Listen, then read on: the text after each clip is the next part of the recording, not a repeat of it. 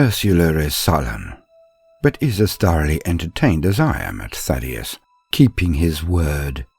The days following the attack were calm. It was only 3 days ago now. We have literally months for Thaddeus to do his thing. Because he worked out within an hour of interrogation that the being who shared the body of this insignificant and underwhelming assassin was indeed a minor being of chaos. But what followed was odd and very funny. Well, as torture goes. I could not quite understand it at first. Thaddeus had requisitioned one of the interrogation rooms in the brig. He had the entity in a cell covered from ceiling to floor in glyphs, wards, sigils and icons. No 2 inches were bare of markings that acted to constrain the being within. All the while, he, Thaddeus, sat behind a field and chortled as he piped music and images in at it.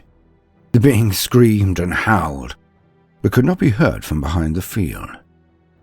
So, as I watched this, my curiosity got the better of me. I had to ask, "Master, what are you doing?" At that, Thaddeus allowed me to hear the music playing and the visuals that were being bombarded at the being while its eyes had been stapled open and its arms and legs, well, the remaining one, were strapped to the chair. "'Cause I'm desperately in love with you, desperately in love, desperately in love with you, I'm desperately in love."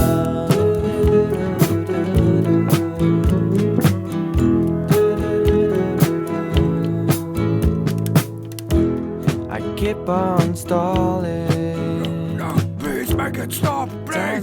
No!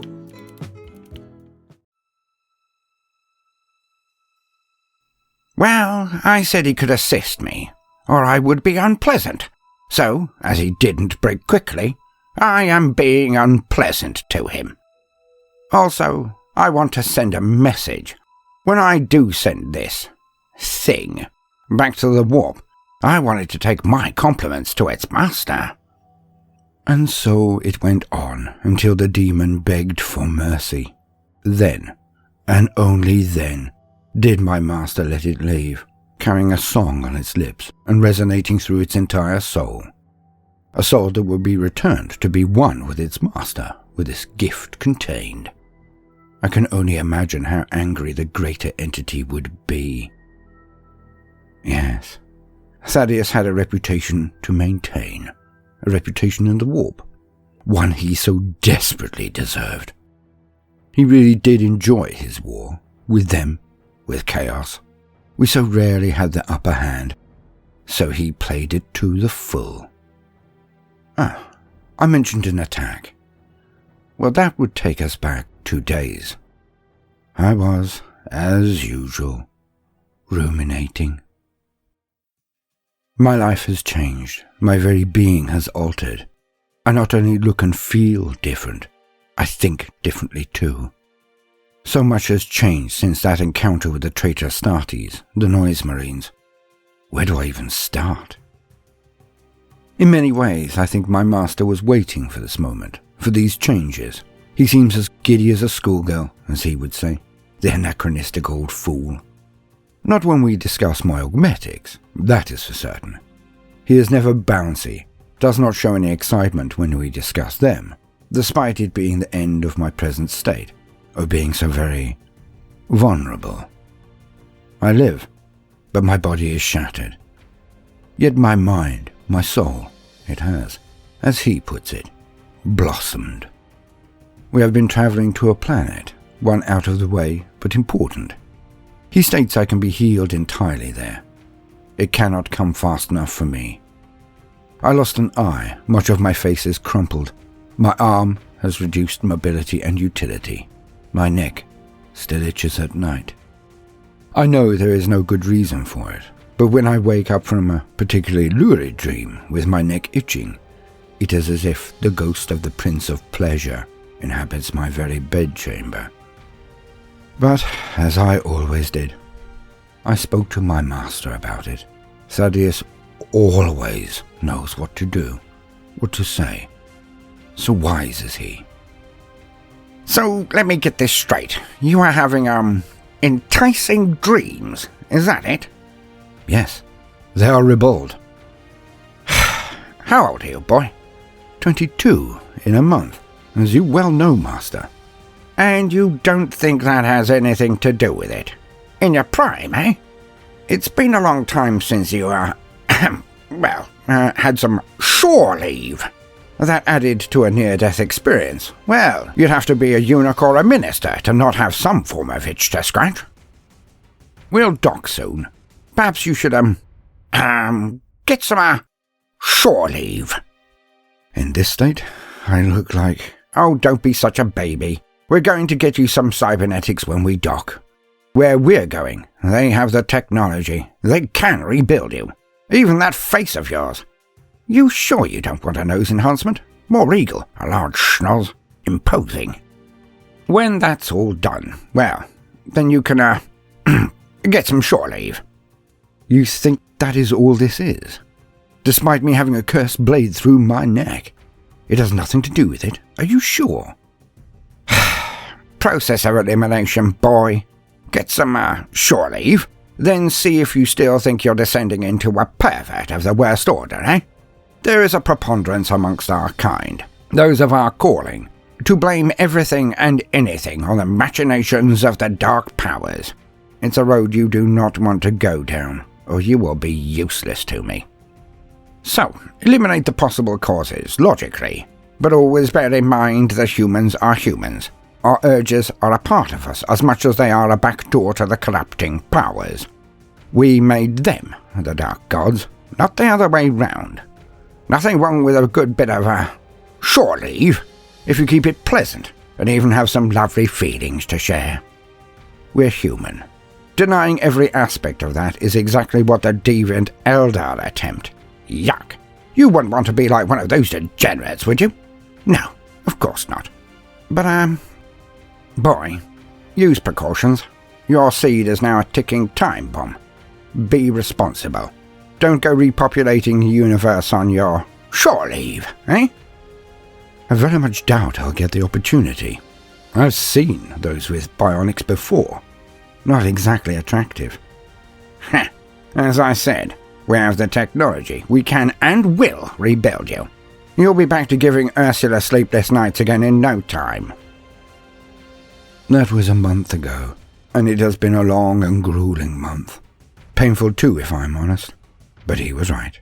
I didn't even need a mirror when I woke up. I could see it in Ursula's eyes as she and Thaddeus looked on as the bandages are removed from my face. She has that shy smile as I make eye contact. Good. I am not repulsive anymore. But oh, what's this? The eye contact. Now that I have my robotic eye, it is everything he said it would be and more. I can see every little iron in her eye. I can track the speed of dilation. I can see everything. Barbon and Devlin are there also, further back, but present. Now, if anything had been amiss, I know for certain Devlin would not be able to resist a comment, or be able to remove a mischievous twinkle from his eye, thinking of the appropriate prod to get me riled up. But both look at me and nod sagely. I exhale in relief, before I even catch my reflection in the surface, confirming I am fine, before the apothecary assistant gets to pass me a mirror. But I go through the motions. I am astonished. I look the same. Despite having an eye made of metal and framing all along my skull, I look normal. My tongue finally recovers from the soporific effects of the sedation, and I can feel through it again. It runs around my mouth and traces the edges of perfect teeth, where before there had been but an empty and broken jawbone. He was right. They did rebuild me. I look at Thaddeus and grin up at him. His quizzical and often stern countenance drops, and he beams back at me. Well, after you've had a bit of a rest, we'll get the tech priest in here to run through your new capabilities. Then it's time to get back to training. I know you miss it so much. Her again? Of course. I mean only one person. The woman I had met once before. The one Thaddeus called a sensei. a powerful one. She had taught me first, before I had even really recovered from my injuries.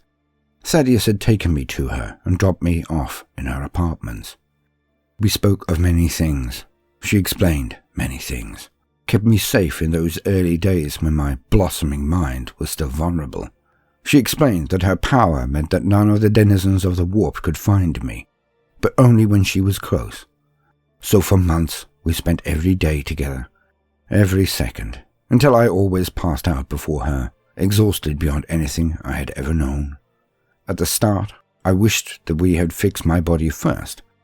I felt weak and confused by only having one eye, but it ended being the best decision. As Thaddeus said, "Your body is now only the vehicle for a greater power. You will learn to wield it safely. We'll learn how to be safe before we can go to get your augmetics. Be patient. Learn how to move with your mind. Leave your body to later." He was right, of course, and she agreed with him. She would tease me that I was less to look at than of yore, but perhaps my recent downturn in appeal would assist with her keeping concentration herself. Light-hearted banter to lift my spirits. She had no more interest in me than she did anyone else, but it helped. "No, I don't think so. She was useful in keeping you safe until you had learned to hone some of your abilities. In lightning fast time too, she reports. Not that I am surprised, of course. I knew you would not let me down. Would take to the training naturally. Would do in months what others did in decades. But I feel it time I pulled in a few markers. See how things are done properly, perhaps, by someone who is adept, but not perhaps as naturally gifted as your last master. She makes everything too easy, I feel. I think you need a rod now that you are back on your feet. Not more pampering." He has no idea how far she pushed me, how fast. It's not easy to learn about eternity from someone who can manipulate it as easily as a master painter a brush. Her strokes with the warp were fine and delicate, unlike my hard swipes, where power was always there, but no subtlety. But she was not coy about the dangers of the warp. Took me to see things, witness things, that I would not have thought possible, would not have dared to dream existed before now. She introduced me to a whole other world, a world of wonder and terror. Taught me the very basics of how to defend my mind, with the psychic hood that is now in my new armor. It is enough for the moment. Yes, I didn't mention that. Thaddeus not only gained me a new eye and had my face repaired, but he also gained me power armor. I still find it difficult to move in, but that will come in time, he said. But the hood helps. One day I shall go into it more. Ingenious piece of equipment that it is. But for the short term, let's just say that it makes me stronger and protects my fledgling talent from those dark beings that would attempt to consume me. Thaddeus stated that the only way to get used to armor was to wear it. So that I have been doing. I do not actually know if it is the armor he wishes me to get used to, or that he wishes he and others to be safe in my presence while I wear a psychic hood. In the end, what does it matter? I will have to get used to both anyway, so why not both at the same time? Sleeping in the suit is difficult, but a skill my master wishes me to also gain. So I do. The old tyrant. Never enough time for anything to be done the easy way. But then, he is the Thaddeus. He wages a never-ending war against evil, and, as is said, idle hands are the Dark One's playground. So he keeps us all on our toes. We go. I know not where, but we book a trip on a carrier, our own vessel out of use at the present. But that is a long story for another time.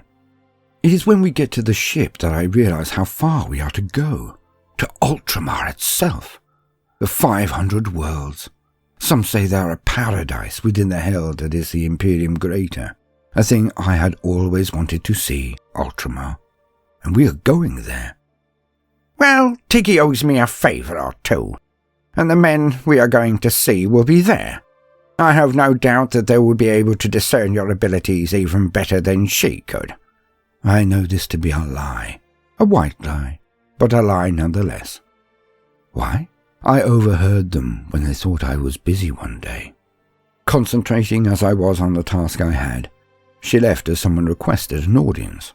I heard the heavy armoured feet of my master and the hushed tones of their exchange. The only words I made out clearly were very direct, from her to him. "No," she said, "I will not teach him to be a weapon, even for you, Thaddeus. You will have to get someone else to do that particular piece of dirty work, for I shall not." She would not be moved from this. I knew it when I first met her, first beheld her power on the observation deck. But now, having seen her, learned from her, I was adamant she would not be persuaded otherwise, so it was final.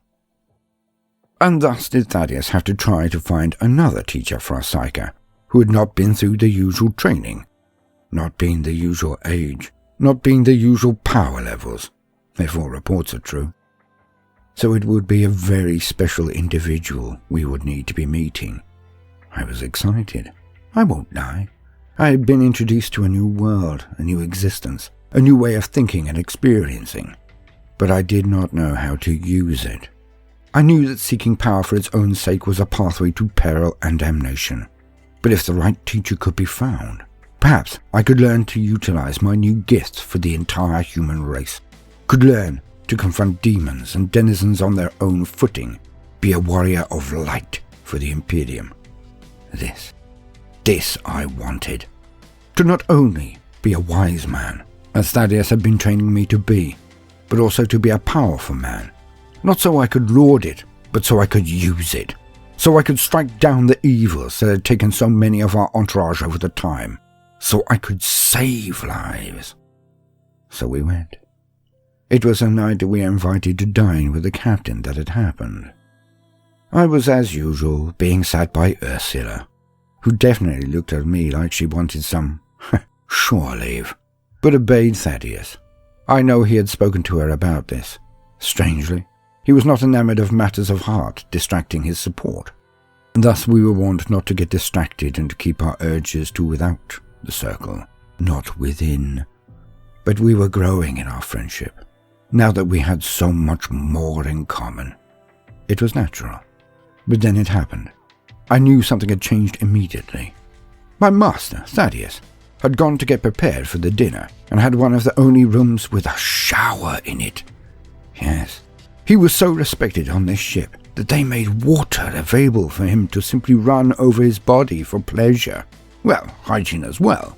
But the effect could not have been anything but luxurious.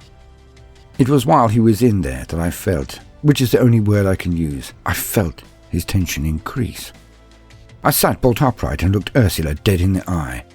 We both went to rise when the door opened and something came in. It was small, hand-sized, and rolled to a stop on the floor near us. Ursula sat cross-legged in front of me, and I was in the largest chair there, the only one that could support my bulk in my armour. It was between us. The thing gave off a high-pitched whine and then popped open. Dust filled the air and dashed everything within 6 foot of it, covering Ursula and I head to toe. Ursula's eyes widened further, and then she juddered, convulsing as though sitting on a live wire, and all of its current was put through her body.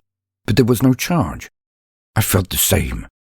The dust caked my face, my hair, my eyes, my neck, all over the front of my armour, and with it I felt a yawning chasm of emptiness open up within me. I was not affected as badly as Ursula, but she had been connected for most of her life. I had only just found my connection. So when it was cut, she reacted like the very breath had been robbed from her lungs, and no matter how she gasped for air, there was no way for her to fill them. I was disturbed, and somehow alone for the first time since the battle with the traitors, the Noise Marines. My head felt like it was splitting asunder, and I clasped it with my gauntlet-covered palms, as if to keep my head from cracking open. The pain was something else. My connection to the warp had been closed, snapped shut by this confetti somehow, and it felt unnatural and like it would never end. I would never again touch eternity. I slumped down and felt so desolate as ever I did when I thought of the loss of the twins, how I could not stop them from being killed. But in that instant a man came bounding into the room and leapt towards us, and I could no longer feel Thaddeus. Elsewhere, shuffling, The door slides open, and from behind a shower curtain a voice came out. Damn it. So this is the way it ends, eh?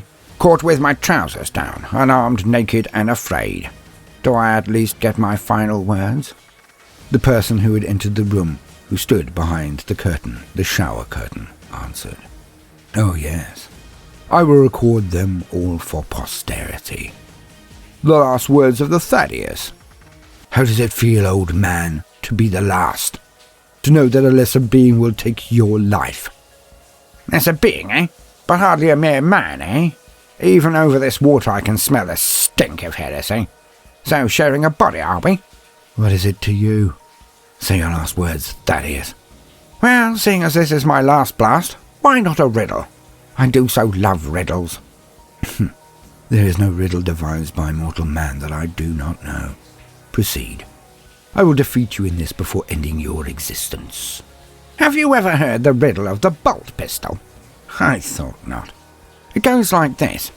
What walks on 4 legs at dawn, walks on 2 legs in the noon, and ends its existence on 3? You dolt.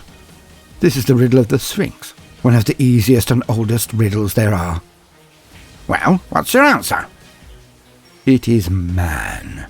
He walks on all 4s as he crawls at the dawn of his life. He walks on 2 feet, at his apex, his noon, then slides into needing a crutch, a cane, to support him in his dotage. Thus he dies on 3 legs, his own 2 and 1 for the cane. It is man. You guess wrong! At that point the curtain is yanked back by a naked and angry Thaddeus, and he points a bolt pistol at his assailant.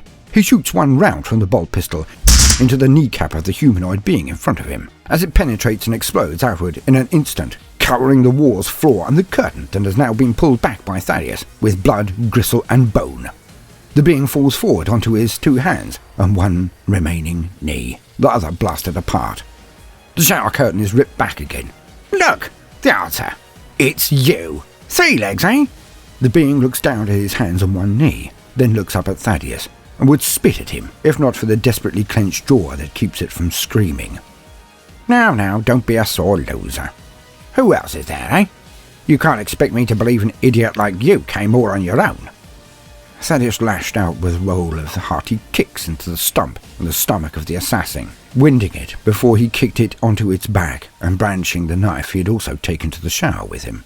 Fess up quickly and I will be clement. Hold out, and I can assure you, you will regret it. Continued later, and character development vote opportunity given at end of video. Welcome, gentle listener. I am Baldermort, your faithful servant, and I wish to introduce you to the forces, factions, and war gear of the Warhammer 40k universe, the grim darkness of the far future.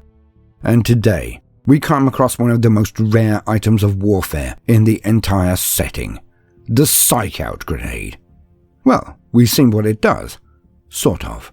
But what is it exactly? For the very basics, let us lean on existing wisdom. To quote, a Psyk Out Grenade is a very rare type of weapon used by Grey Knights, Astartes, high-ranking Inquisitors, Sisters of Silence, and Assassins of the Hulexus Temple, as a potent anti-psycho weapon. Outwardly, a Psyk Out Grenade looks much like one of the frag grenades in use by the many military forces of the Imperium. Its rarity and potency stems from the special additive that is laced within its explosive charge. The Adeptus Custodes reverently gather the dust that forms from the body of the Emperor of Mankind, where he is entombed in the Golden Throne. This byproduct of the Golden Throne's arcane workings and the Emperor's metabolism possesses a strong negative anti-psyker charge, and can produce an effect in psychers and warp entities similar to those produced by a psychic blank, a being afflicted with the pariah gene. The advantages of this unknown substance have not escaped the orders of the Imperial Inquisition, and the gathered dust is almost exclusively used for the construction of Psyk Out Grenades, although some small amounts of the substance are sometimes bequeathed as holy relics to certain well-connected cardinals of the ecclesiarchy. When a Psyk Out Grenade detonates, the sacred dust is spread over the whole of the blast radius. Any psyker caught within it will find his or her link to the warp violently severed, and any psychic power activated in the radius will be terminated due to its sudden loss of warp power. This traumatic experience will prevent Psykers from using any of their powers for a certain time, depending on the Psyker's strength, and interrupt the action of any psychic power with potentially fatal consequences for the user. The severing of the connection to the warp is also a potent tool to be used in the fight against demons. Lesser demons will be banished from real space outright, unable to maintain their physical form, and even mighty greater demons will find themselves severely weakened and liable to easy banishment.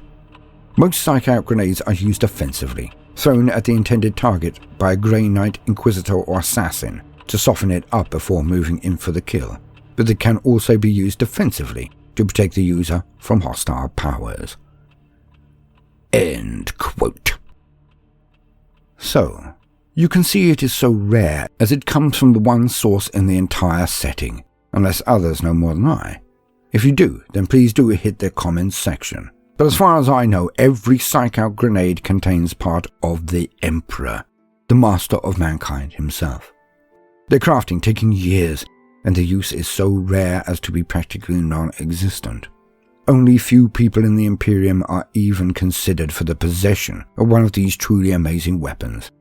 As we have heard, only Grey Knights, those Astartes who have the Emperor's own genes in their bodies, Sisters of Silence, the Emperor's own executioners, and Culexus assassins are even trained in their existence and use. One other, of course, and that would be a high-ranking Inquisitor, like Thaddeus. Psyk Out Grenades are the bane of all Psykers and denizens of the warp, and anathema to them. If only more could be somehow made, the incursions of the corrupting powers would be far more easily and readily halted in their tracks. But as things stand, they are as rare as even void grenades, if not rarer. But for those, we must wait for another time, as they are not even used in the setting anymore, which is a pity. Void grenades were hilarious fun, but we shall perform an entry on them in good time. There is not actually that much more that can be said at this point, so let us return to the story after my farewells. I have been Baldermort, your faithful servant, and hope you've enjoyed this entry on Psyk Out Grenades. If so, then please do consider liking and subscribing. If you do, then hit the notifications button, as I would not want you to miss out. Now, back to the story.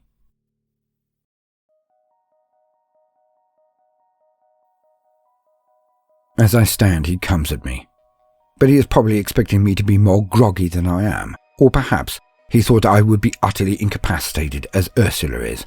Perhaps it is the fact she is here and so much in need of my help. Let's not forget she saved my life from those noise marines, or I would be a headless thing rotting or made into corpse starch. But no matter the reason, I move as fast as I am able in the suit, and it proves fast enough. He simply runs at me with some form of ornate power weapon, a power sword. So he is well equipped, but his first strikes prove he is no trained assassin. Don't get me wrong, he is a killer all right, a grizzled and experienced slayer of men, but he is nothing special, and he is no match for me. Why? Because I not only watched Baldermort train, I learned from it. Now that I have power armor, perhaps he will permit us to use real swords, well, metal ones at least. I remembered every training session he gave me with our wooden bokken, and this twerp is no barbon. So he looks as ungainly to me as I do to him. My armor will not be entirely safe from his power weapon, so I draw mine and block his first sallies. I use my increased strength from the armor to bully boy him away from Ursula. A better trained warrior would be evading me instead of parrying, but he is so used to being the stronger in any duel. He is surprised and on the defensive before he knows what hit him. I drive him towards the door, hoping to get him out of it and then close it and lock it, to regain some breathing room and to see if Ursula is all right. He's just outside when a single bolt round hits his head and explodes all over me. I am literally covered from eyebrows to shins in his viscera. I stop dead as he is now, as his body just topples to the ground. "Hello? Boy, are you there? If so, put your hand out of the door first. Slowly." I do as instructed, and place my left gauntlet out of the door and wave while saying, "Hello?" "It's okay, you can look now." I put my head out of the doorway swiftly and look down the hallway.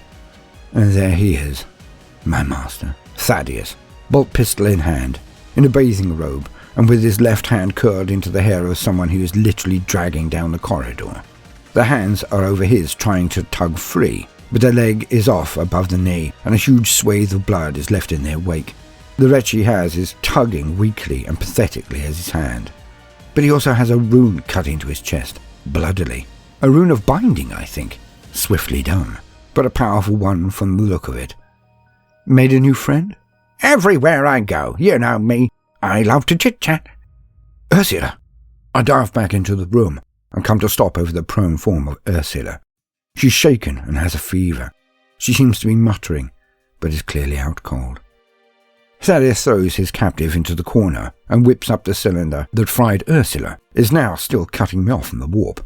A strange feeling now that I have felt it for so many months, like someone removing music and sound from the world.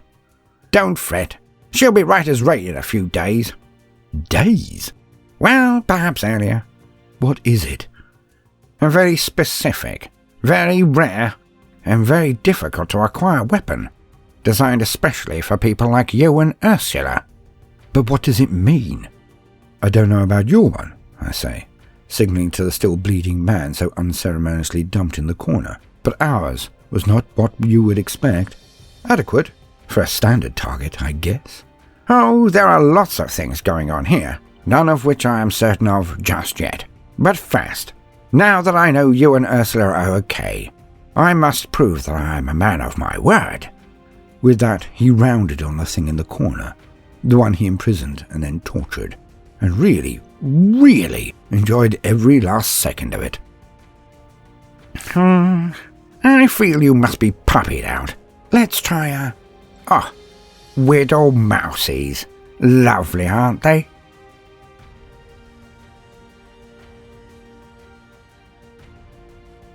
Now, gentle listener, it is time to forge the narrative. But this time, you'll be using your vote, your comments, to control the very generation and direction of a character. Yes, it's time to give young Tarquinus, the boy, a set of psychic powers.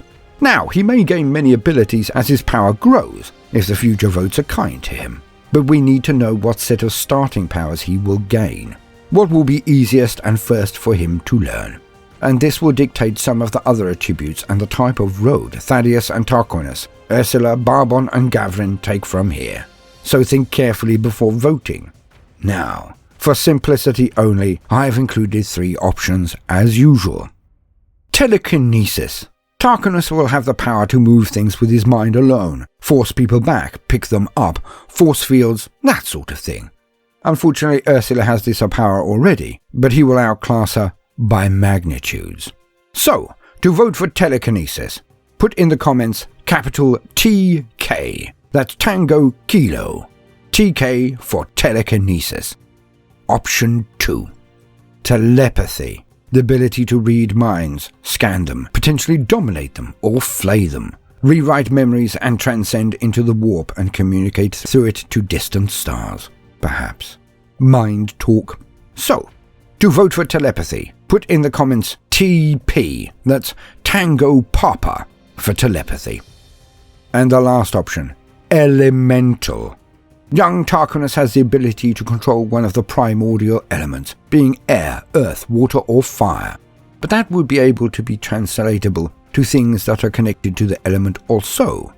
So, for example, if you picked earth, then metal manipulation may be within scope eventually. So, to vote for element, put in the comments a capital E and then the letter for the element you wish him to control. So earth control would be Echo, Echo, EE being element earth.